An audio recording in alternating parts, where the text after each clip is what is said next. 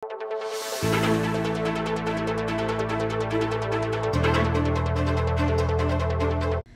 bulan na ng Marso sumangiran na ring aktibidad at programang daraw na ring miyaliwang aguman ang pangtanggapan ng gobyerno at timpamag masusi king National Women's Month. Aparte ka rin seminar dikil ka rin miyaliwang pisasabihan kalupara rin karapatan na rin kaya babaynan at din muna mang programa dikil king livelihood, Zumba, trade fair at taliwa pa. Base king Gender and Development o GOD Budget Policy, lalam na ng General Appropriations Act inyang 1995, ating direktiba ka rin government department at agency ang mag-allocate minimum of 5% ng kanilang total annual budget para ka rin gender program, project at activity. Mas basic na nga ni pa ini ni Magna Carta of Women o Republic Act 9710. Samantala, ang pangking National Chairperson ng pagkakaisa ng kababaihan para sa kalayaan o kaisaka ay Attorney Virgie Suarez, sa pating kabid mo pabulan na aktibidad para pasiknangan ng karapatan da rin kaya babaynan. Kung effectivity, no, parang medyo doon yata kulang. Kasi pag tinitingnan natin, una, parang nagkakaroon lang talaga ng programa at nagiging aktibo lang ang mga LGU kapag dating ng March. Tapos, pagdating ng March, parang bisibisihan ang lahat. But then, I mean, that alone is already a problem.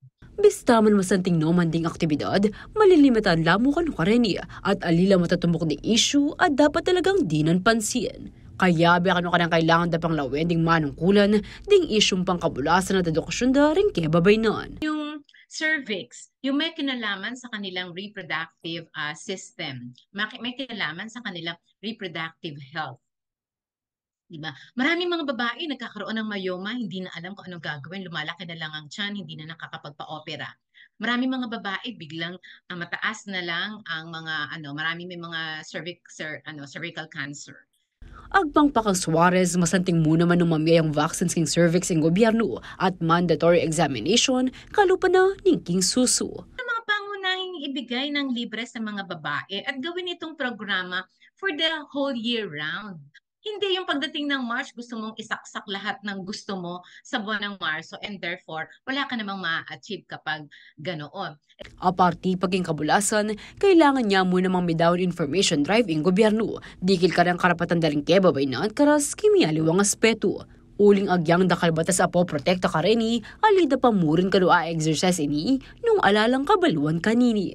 Samantala, dagdag na pang Suarez atin pamuring diskriminasyon kareng kay babaynan, lakwas na karas king pisabiyang obra. Kareng syudad, 78% mukha no yung sweldo ring babae kumpara king 100% kareng lalaki. Kabang 48% naman kareng babae kareng probinsya. Samantala, metong niya Suarez kareng Women of Power amidinan galal king 38th anniversary na ng Philippine Daily Inquirer. Ako, ingke kayong talasuyo. Liana Canilaw, ating pusong makabalin.